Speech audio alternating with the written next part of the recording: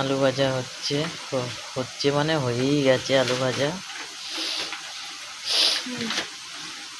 আলু ভাজা আর গরম গরম পরোটা, কে খাবে? একদম হাতে গরম। এই দেখো আমার বাচ্চা মেয়ে কি সুন্দর, দেখেছো? এত কাজের মধ্যেও দেখো কি সুন্দর খেলা করছে, দেখেছো?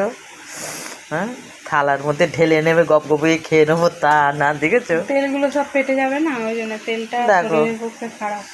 সারাদিনে কত তেল খেয়ে নিচ্ছি, আর এখন এখন আলু ভাজার তেলটাতে ও ছেঁকে নিচ্ছে, দেখেছো? দেখো দেখো দেখো দেখো, এইরকম ডাক্তার কি তোমাদের ঘরে একটা দুটো আছে? থাকলে জানিয়ে তো। আমার বাড়িতে কিন্তু একটা আছে, এক ডাক্তারেতেই কিন্তু একদম পুরো অস্থির করে ছেড়ে দিচ্ছে, বুঝেছো? এই খেও না, ওই করো না, সেই করো না, অমুক করো না, তমুক খেও না, ঠিক আছে? এইভাবে বসো না, ওইভাবে শোও না, ঠিক আছে? খাবার হজম হবে না, মানে এইসব শুনতে শুনতে মানে মাথা খারাপ হয়ে যাচ্ছে। তোমাদের বাড়িতে যদি এরকম ডাক্তার থেকে থাকে তাহলে জানিয়ে তো।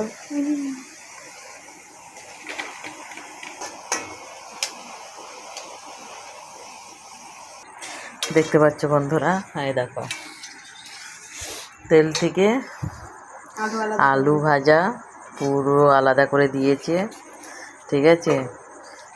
দেখো সুন্দর ভাজা হয়েছে। আর এই দেখো এখন পরোটা হবে, এই যে ময়দা, এই যে পরোটা কতগুলো গুলি করেছে, এখনও ময়দা রয়েছে, এখনও আরও কয়েকটা করতে হবে, তা নাহলে হবে না সবার। ঠিক আছে বন্ধুরা, সবাই ভালো থেকো, টাটা।